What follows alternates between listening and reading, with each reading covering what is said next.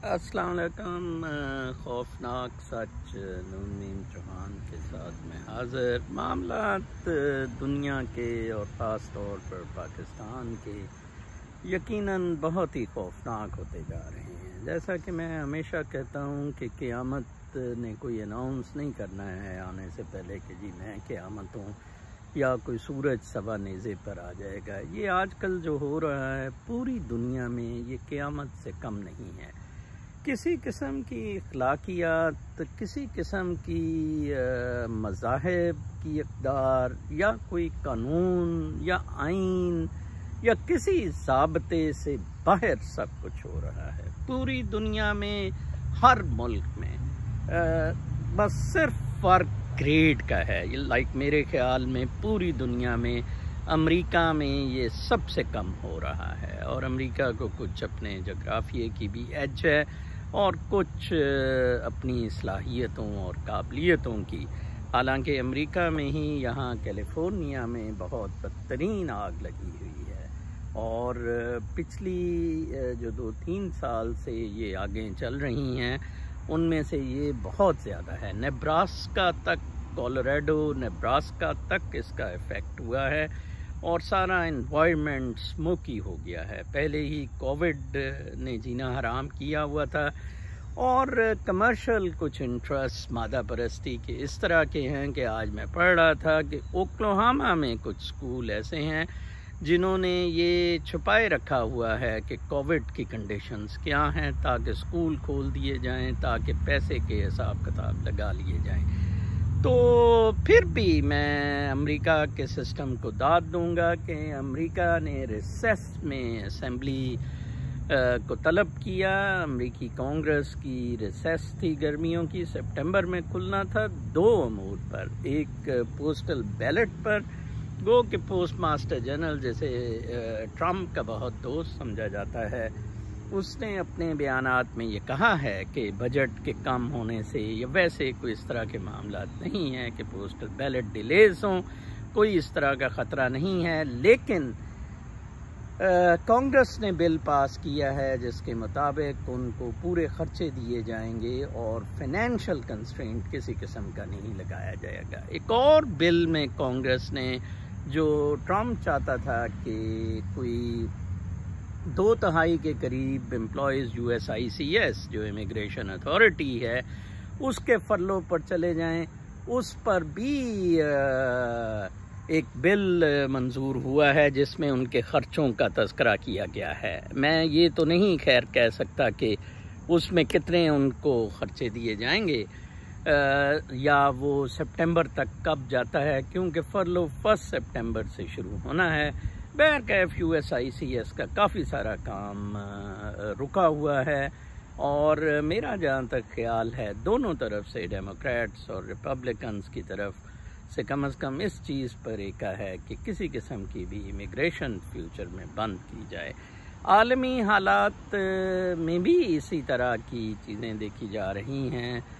Dubai की Israel के साथ कोलिशन पर और माली जहां कू हुआ था और मैंने बताया था कि वहां अब जो म्यूटनी जिन फौजियों ने की, जो रेवोल्यूशनरी काउंसिल है, उस पर इर्द गिर्द के मुल्कों ने जाके कल मिलने की कोशिश की लेकिन 2 मिनट से ज़्यादा मीटिंग नहीं चल सकी और उन्होंने नाइजीरिया वगैरह उन्होंने कहा जी कि हम भी आपको कट ऑफ कर देंगे। बेलारूस में उसी तरह प्रोटेस्ट जारी हैं और रूस का अपोजिशन लीडर अब बर्लिन फ्लाई किया गया है एयर एम्बुलेंस में, जैसे पुतिन ने कहा जाता है कि जहर दिया है और उसे 2 दिन एक जगह रास्ते में रोका गया ताकि वो पॉइजनस इफ़ेक्ट्स की सही डायग्नोसिस ना हो सके। तो इस सूरत हाल में पाकिस्तान कहाँ खड़ा है मैं तो हंस ही सकता हूँ जो पाकिस्तान के हालात हैं। आज ही कुछ आरिफ अंसारी भाई ने कराची से वीडियोस भेजी, लोग डूब रहे थे, लोग नकले मकानी कर रहे थे और आओ बका और सारा कुछ। तो मुझे फिर वो NDMA का जनरल पेटू याद आ रहा था और मैं हैरान होता हूँ कि ये जर्नैल इतनी आराम से अरबों खरबों रुपया खा रहे हैं और इनको कोई पूछ नहीं रहा है। कमाल है। वैसे मैं हैरान होता हूँ कि वो गुज्जर नाले पे 1 अरब खा गए, साफ कर दिया। मैंने इतनी दफ़ा इधर से कहा कि इस पेटू कुत्ते को गटर में फेंके, एनडीएमए की फंडिंग बंद कर दे। ठीक है ना जी, ये नेशनल डिजास्टर मैनेजमेंट अथॉरिटी है, आप इसको छोड़ेंगे। ये डिजास्टर हुआ कैसे है? डिजास्टर हो गया, जल्जला आया या जो भी अब बारिशों की वजह से आया, करें मरें आप उधर जाके। ठीक है जी, उस पे पीटीआई, उस पे पीपीपी, उस पे एमक्यूएम, उस पे कराची के ठेकेदार सारे एक दूसरे के ऊपर इल्ज़ाम ठहरा रहे हैं, जस्ट पासिंग द बक। और कराची की कोई 2 करोड़ की आबादी को खज्जल खराब किया हुआ है। ये ऐसा नहीं है, नॉर्थ कराची में ज़्यादा ये हुआ है, लेकिन ये डिफेंस के एरियाज़ वगैरह भी महफूज नहीं हैं। उनका ड्रेनेज सिस्टम भी बिल्कुल फजूल है। बेसिकली जब आप पूछते नहीं हैं, जब अकाउंटेबिलिटी नहीं होती है, तो फिर यही होता है जैसे वो जनरल ने 2002 में उसने जकार्ता में एम्बेसी बेची, एम्बेसी की बिल्डिंग जो सुइकार्नो ने गिफ्ट की थी। आप अंदाज़ा लगाएं इनकी दीदा दलेरियां, और इंक्वायरी भी हुई, नैब ने कोई एक्शन ले लिया। ठीक है जी, वो बंदा बेचारा डिप्टी हाई कमिश्नर, उसको ओएसटी भी बनाया, वो मर भी गया बेचारा 2010-11 में, मेरी तरह का कोई आदमी विसल ब्लोअर। और अब क्योंकि फौज के खिलाफ बड़ा मुहिम चल रही है, अब उसको उठाया जा रहा है जी, जनरल एम्बेसी बेच गया, जनरल एम्बेसी बेच गया। अच्छा, मुझे ये बताएं कि इस दौरान नवाज शरीफ भी प्राइम मिनिस्टर रहा, इस दौरान आसिफ अली जरदारी या पीपल्स पार्टी की भी गवर्नमेंट रही है। अच्छा, इन्होंने क्यों नहीं एक्शन लिया?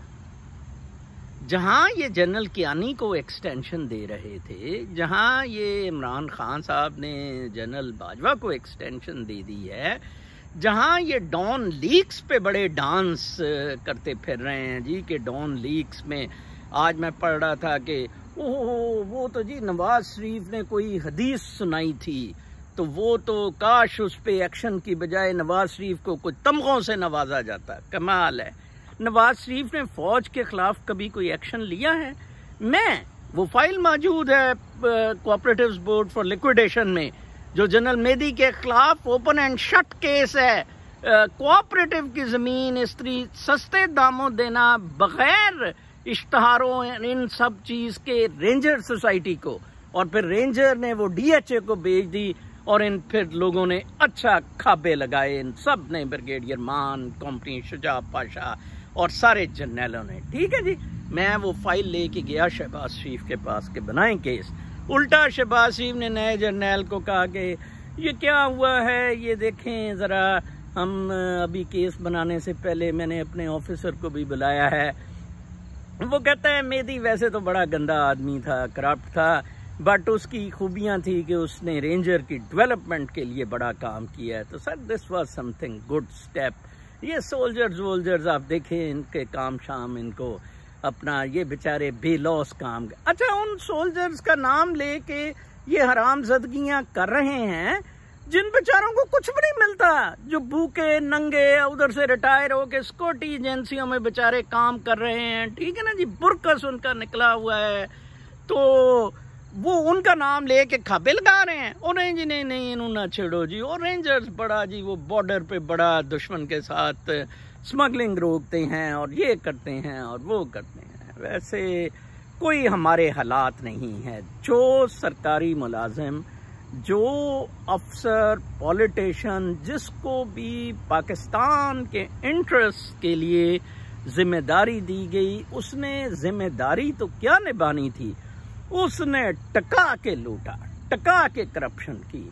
और फिर ऊपर से जो चीज़, मैं इसको कंक्लूड इस तरह करूँगा कि जो चीज़ बहुत खौफनाक हो गई इस सारे सिनेरियो में, कोई 60s से यूब खान के दौर, बल्कि उससे पहले सिकंदर मिर्जा की ये बीवियों शीवियों के भी स्कैंडल होते थे, तो ये फौजियों ने ये जो चक्का नमाज है सिस्टम चलाए ना, इसने बहुत बड़ा काम किया। ये तो इंतहा पे पहुंच चुका है। मुझे कल ही एक खातून बता रही थी कि उन्होंने कोई पंजाब असेंबली में किसी जॉब के लिए अप्लाई किया, तो उन्हें कोई हफ्ते दो बाद एक खुफिया वालों के नंबर से, जो अननोन नंबर आ जाता है, नंबर नहीं आता जिसमें, फ़ोन आया और कहा जी कि आप पंजाब असेंबली में क्यों लग रही हैं, आपको नेशनल असेंबली में लगा देते हैं या वफाक में कोई अच्छी नौकरी दे देते हैं। उसने कहा जी बड़ी मेहरबानी, आप कौन हैं? उसने कहा जी हम बड़े पावरफुल लोग हैं, तो आपको बस एक काम करना होगा कि हमारे एक इंटीरियर मिनिस्टर हैं, वो ब्रिगेडियर एजाज शाह साहब बड़े आदमी हैं, करकरा तो कुछ नहीं सकते, रात को उनके साथ आपने पहले 2-3 घंटे शराब में कंपनी देनी है, फिर साथ वो आपके जप्पी डाल के सो जाएंगे घंटे 2 बाद, अगले दिन हम आपको कार से या बाय एयर लाहौर वापस पहुँचा देंगे। ठीक है जी। वो कहती है कि मेरे हाथ से फ़ोन गिर गया, बुरे मेरे हालात, और मुझे कहती है कि सर वाकई ये इस किस्म का आदमी है। मैं कहा जी ये इसकी दास्तान ये है कि मैं EDCG ओकाड़ा जब गया था, तो जो नया GOC आया था वो एक मुशर्रफ को जिसने रिप्लेस किया था ओकाड़ा में, वो एक हवाले से मुझे जानता था, तो हमारी उनसे मेरी मुलाकात होती थी, तो उसका स्टाफ ऑफिसर था राव सिकंदर का दामाद, तो उस वक्त भी ब्रिगेडियर एजाज वहाँ अभी ब्रिगेड कमांडर ही था। तो वो कहता है कि सर एवं कोई बातें होने लग पड़ी। मैं कहा यार ये बड़ा बोरिंग है इधर। कहता है हाँ आप तो लाहौर से हैं और ये ओकाड़ा जौन सा है, कैंट आप आ जाया करें सर, इधर हर किस्म की रौनकें हैं। मैं कहा हाँ इधर एक रेस्टोरेंट वगैरह बहुत अच्छे हैं, तो मैं कई दफ़ा बारबेक्यू वो चपली कबाब वगैरह बहुत अच्छे बनते हैं। बल्कि उधर एक और GOC था, उसने अपनी बेटी के नाम के शॉपिंग प्लाजा वो मैं तो नाम ही भूल रहा हूँ, बनाए हुए थे मार्केट शार्केट। लो जी, तो मुझे कहता है कि नहीं सर बाकी भी बड़े मौज मेले है, ब्रिगेडियर एजाज की बेटियाँ बड़ी इधर चलती हैं, तो बहुत मुशर्रफ साहब ने स्टार्ट लिया था। मैं कहा कि कमाल है यार, ये जी ब्रिगेड कमांडर है। कहता है कि हाँ बिल्कुल सर मेरे साथ बड़ी सेट। तो वो देखें वो कैसे कुदरत चला रही है, अपनी बेटियां चल रही थीं, अब लोगों की माँओं बहनों बेटियों की तरफ नज़र, और कितनी ओपनली ये चीज़ें हो रही, कितनी ओपनली हो रही हैं। और यही चकला इमरान खान का है। वो अफशान लतीफ़ को मेरा सलूट है, मेरा सलाम है। वो बेचारी आयशा गुलालई के साथ मिलके, मैंने तो आयशा गुलालई को कहा था कि मुझे तफसीलात बताए, मैं ज़रा इसको कोकेनी को मज़ीद कुत्ते को नंगा करूँ। तो वो रेहाम खान, आयशा गुलालई, ये सारी खुद भी खैर इन गंद में काफ़ी शामिल हैं, ये बकवासियात में। बहरहाल अफशान लतीफ़ बेचारी बड़ी ऑनेस्टली ये स्ट्रगल कर रही है। तो अब आप देखें क्या एक्शन हो रहा है, कुछ भी नहीं। वो धक्के खा रही है उधर, कभी प्राइम मिनिस्टर हाउस के सामने, कभी असेंबली के सामने। हमने अपने आप को एक गलीज़, गंद, गोबरनमा, एक बेहुदा, बगैरत किस्म का मुआशरा तस्लीम कर लिया है। आज ही मैं पढ़ रहा था कि F-35 प्लेन्स, जो कि US के बड़ी लेटेस्ट टेक्नोलॉजी के प्लेन्स हैं, तो वो इसराइल को US ने सिर्फ दिए हैं। US ने किसी यूरोपियन कंट्री या वो किसी को नहीं बेचे। तो UAE बहुत ज़्यादा कोशिश कर रहा है कि वो उसे भी दिए जाएं, और क्योंकि अब मुआहिदा इसराइल के साथ हो गया है, UAE का मिलिट्री डिफेंस सिस्टम सबसे अच्छा है, उसके बाद सऊदी अरब और कतर का है। तो इसराइल ने US को रोका हुआ है कि नहीं जी नहीं, आपने बिल्कुल किसी को नहीं देने हैं। तो अब मुआहदे के बाद ये झगड़ा चल रहा है कि UAE कहता है जी अब तो हमें दो। UAE का ज़्यादा करीबी एलाई दोस्त इन स्ट्रेटिजिक पोजीशंस इंडिया है बेसिकली। लेकिन ख़तरा ये है कि क्योंकि UAE की जो एयरफोर्स है उसकी कमांड हमेशा रिटायर पाकिस्तानी उनके जहाज़ चलाते रहे हैं, अभी भी पायलट्स उनके ज़्यादा पाकिस्तानी एयरफोर्स के रिटायर्ड लोग हैं। तो इसराइल को ये बड़ा ख़तरा है कि अगर F-35 की टेक्नोलॉजी पाकिस्तान या चाइना के हाथ में लग गई तो ये फिर हमें तंग करेंगे। तो इसलिए मैं ये वाक़या इसलिए बता रहा हूँ कि चीन के साथ अब अलायंस लामहला पाकिस्तान का डेफिनेटली होगा। चीन बिलीव करता है जेनोसाइड में, और चीन के पास करप्शन और बेहूदगी के भी यही हाल हैं कि इनको उल्टा लटका दो, इनको फांसियां दे दो, ठीक है जी, ये कोकीन पे लगा दो, इनको भंग पे लगा दो, चर्च पे लगा दो। तो अब कोई पाकिस्तान का बिल्कुल किसी किस्म का फ्यूचर नहीं है। और जैसे कि फैज़ साहब फरमाते थे कि इधर ही जन्नत है, इधर ही दोज़ख है, बिल्कुल ठीक कहते थे। मैं उधर पाकिस्तान में कोई 55 साल रहा हूँ और वाकई वो दोज़ख से कम नहीं था मेरे लिए। मैं इधर अमेरिका में 5 साल से रह रहा हूँ और ये जन्नत से कम नहीं है। मैं जहाँ भी जाता हूँ, जो एक्ट भी लिया है, आप बस सीधे चलते रहें, नेक काम करते रहें, रूह कॉस्मिक डांस में मसरूफ़ रहें, इस जैसी जन्नत और कहीं नहीं है। अपना बहुत ख्याल रखें। शाम तक के लिए इजाज़त। अल्लाह ने